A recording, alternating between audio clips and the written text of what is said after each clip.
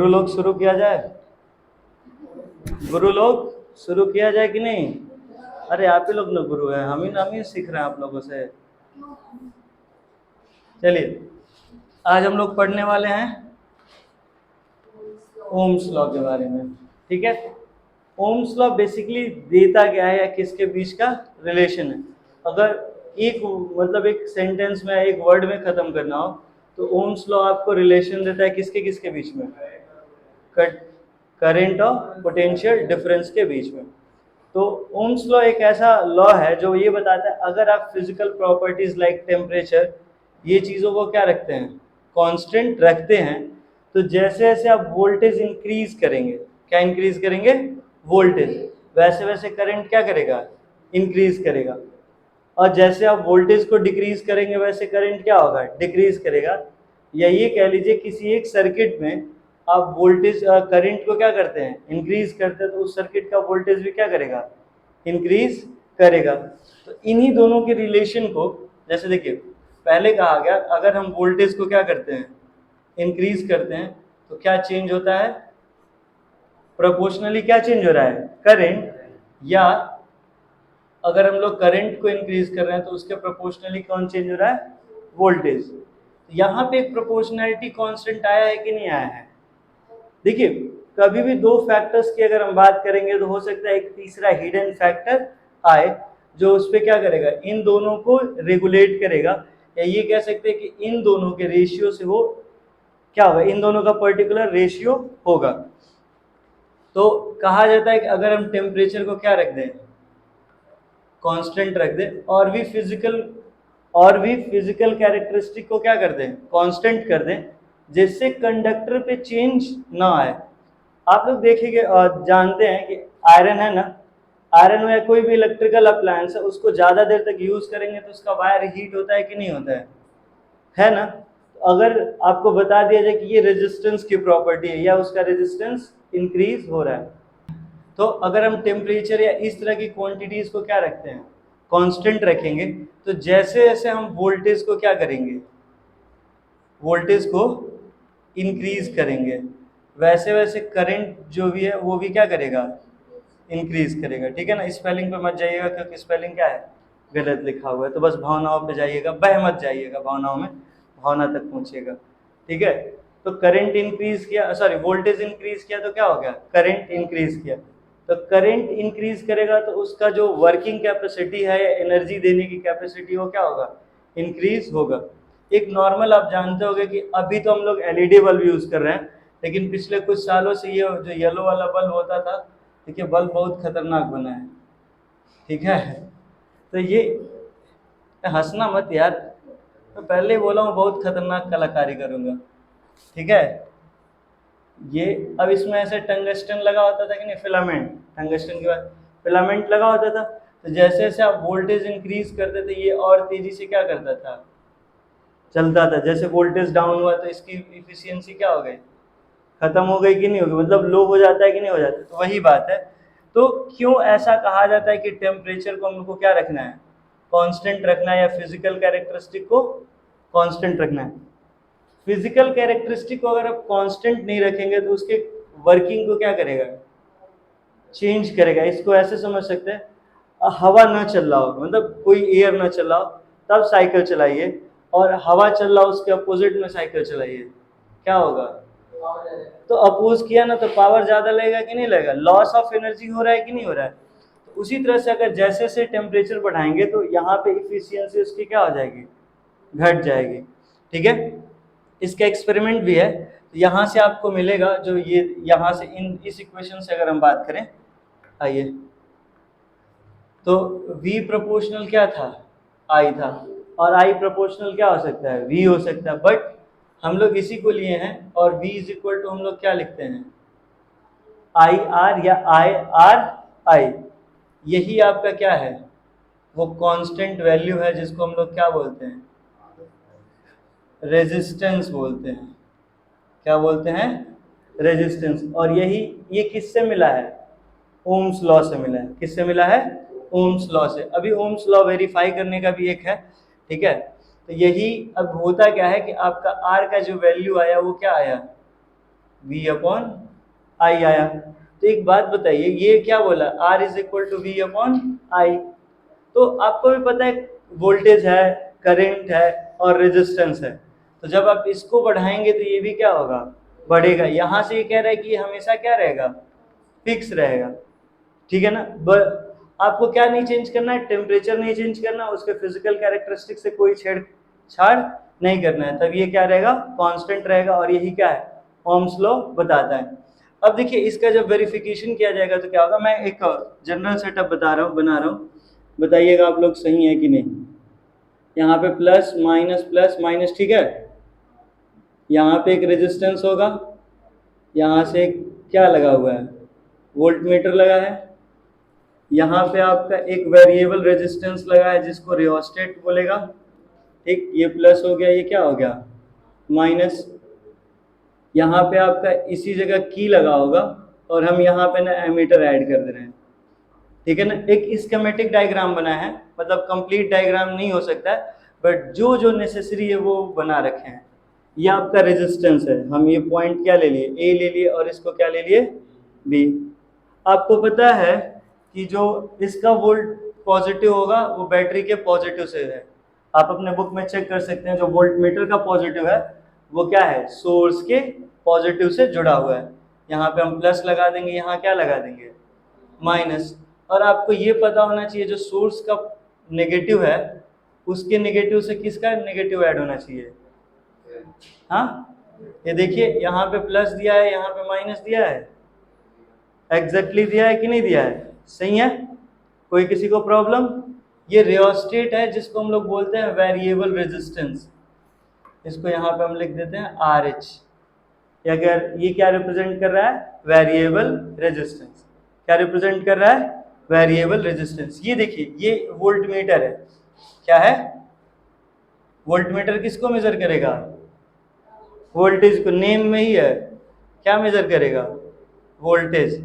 और वोल्टेज का एक और नेम क्या होता है, पोटेंशियल डिफरेंस।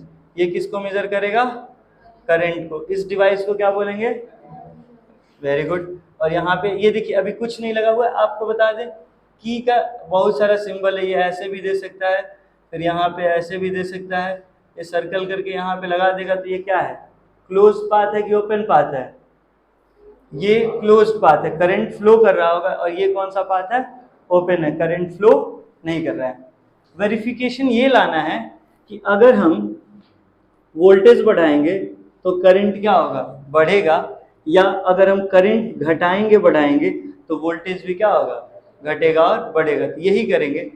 देखिए यहाँ पे भी, यहाँ पे जो वोल्टेज है ना वो जब आ रहा है, मतलब वोल्टेज कह लीजिए चाहे वर्क डन कह लीजिए, यहाँ पे कितना मेजर करेगा, इस रेजिस्टेंस के लिए हम क्या करने वाले हैं, चेक करने वाले हैं।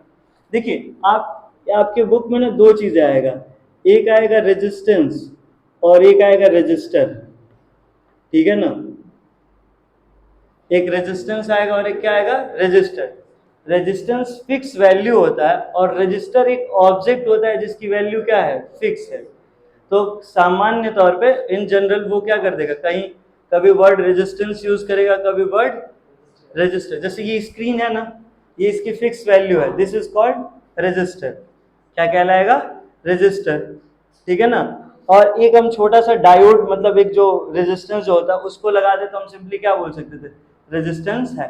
तो इसमें कंफ्यूज होने की जरूरत नहीं है, रेजिस्टेंस और रजिस्टर दोनों में ही वैल्यू फिक्स होता है। रजिस्टर हम किसको कहते हैं, ऑब्जेक्ट को कहते हैं। अब इस पे हम लोग बात करने वाले हैं। देखिए या इसको हम लोग क्या बोले हैं, क्या बोले हैं इसको हम लोग वेरिएबल बोले हैं। क्या बोले हैं, वेरिएबल रेजिस्टेंस है। ये जो आप ऐसे देख रहे हैं किंग करके ऐसे आया हुआ है, ये क्या है,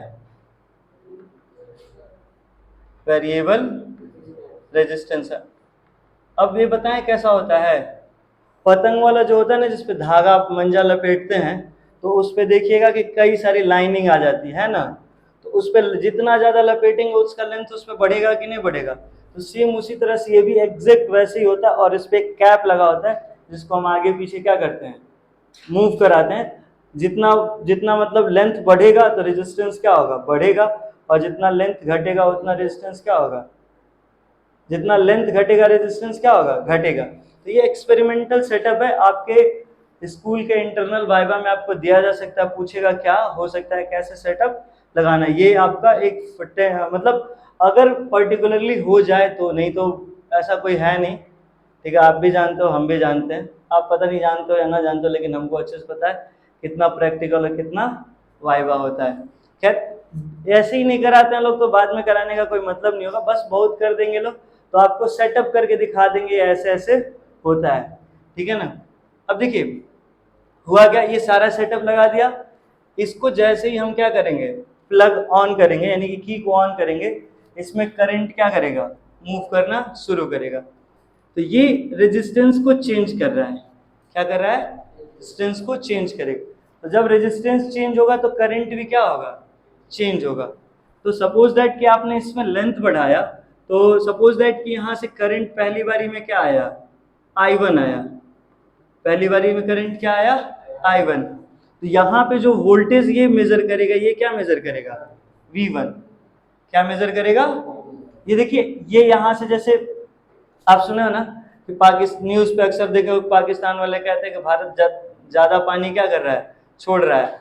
मतलब जो नदियाँ जाती हैं पाकिस्तान में, उसमें भारत क्या करता है, डैम बना के वाटर को कंट्रोल करता है। तो वो ये कहते हैं कि पानी ज़्यादा आएगा तो तबाही क्या होगा, ज़्यादा होगा, ऐसे समझ सकते हो। जब यहाँ से रेजिस्टेंस, पानी ज़्यादा आने का मतलब क्या होगा, रेजिस्टेंस कम हो गया। पानी ज़्यादा आने का मतलब क्या हो गया, रेजिस्टेंस कम हो गया। तो जब रेजिस्टेंस कम हो गया तो पानी ज़्यादा आया, तो करंट क्या होगा, ज़्यादा होगा, तो वर्क डन क्या होगा, ज़्यादा होगा। तो वोल्टेज का मेजरमेंट भी क्या होगा, ज़्यादा होगा। यानी कि जैसे आप यहाँ कह सकते हो कि I1 क्या होगा, प्रोपोर्शनल होगा किसके, V1 के, ठीक। पहले मान के चलो यहाँ पे रेजिस्टेंस घटाया था, रेजिस्टेंस क्या किया था, डिक्रीज किया था, क्या किया था, डिक्रीज। अब रेजिस्टेंस को क्या करता है, ये इंक्रीज कर देता है। यहाँ से हम वैल्यू देखिए बढ़ा दिए, इसी से आप समझ लीजिएगा वैल्यू क्या हो गया, चेंज हो गया, वैल्यू क्या हो गया, चेंज हो गया, ठीक। फिर यहाँ से सपोज दैट कि आपका करंट क्या आया, I2 आया, तो वोल्टेज का मेजरमेंट यहाँ क्या मिलेगा, क्या मिलेगा, V2। तो जब आप यहाँ से क्या लेंगे, V1 अपॉन I1 लेंगे, और यहाँ से जब आप V2 अपॉन I2 लेंगे, तो ये दोनों वैल्यू क्या रहेगा, क्या रहेगा, सेम रहेगा, ठीक। और एक और बात बता दें, जो सबसे इम्पोर्टेंट है इस एक्सपेरिमेंट को करते टाइम, वो ये, यहाँ पे क्या होना चाहिए, ये ज़्यादा देर के लिए स्विच ऑन नहीं होना चाहिए। क्यों, क्योंकि कॉपर वायर होता है और वो जल्दी क्या करेगा, हीट प्रोड्यूस करेगा, और जैसे ही हीट प्रोड्यूस करेगा तो ये जो आपका स्ट्रेट कर्व ऐसे जा रहा था, ये स्ट्रेट कर्व ना होके क्या हो जाएगा, इस तरह से देने लगेगा। समझ गए, मतलब यूनिफॉर्म कर्व की जगह क्या देगा, नॉन यूनिफॉर्म कर्व देगा। तो आपसे एक और चीज ये पूछता है क्वेश्चन में कि what precaution we should take while experiment while performing Ohm's law। तो we should not operate current for long interval of time, after taking reading we make it switch off, otherwise the wire will get hotter and hotter and its resistance will keep on increasing, so voltage will remain same but current will decrease। आया समझ में। तो ये आपका क्या है, Ohm's law और verification of Ohm's law है, ठीक है ना। आया सब, हाँ अगर वो वोल्टेज कम होगा तो ये क्या है, करंट कम रहेगा, तो वही तो मैं बताया हूँ। अच्छा एक चीज समझो, तुम्हारे मतलब क्वेश्चन पे 5/10 कह रहे हैं, चलो 15/10 है, कितना वैल्यू आएगा, 3/2 आएगा ना सिंपली। एंड व्हाट अबाउट 30/20, हाँ, what is the basic difference between these two numbers? Though these are different numbers, numerator and denominator both are different, but their equivalence is same। यही चीज इसके साथ भी होता है। आया समझ में। आप जब यहाँ से करंट जैसे बढ़ा तो वोल्टेज भी क्या होगा, बढ़ेगा, और जैसे करंट घटेगा तो यहाँ पे वोल्टेज भी क्या होगा, घटेगा। लेकिन वोल्टेज अपॉन करंट और वोल्टेज अपॉन करंट वो क्या रहेगा, फिक्स रहेगा। इसीलिए यहाँ पे देखिए ये क्या लिखा गया है, V is equal to I R, R is equal to V upon I. आया समझ में?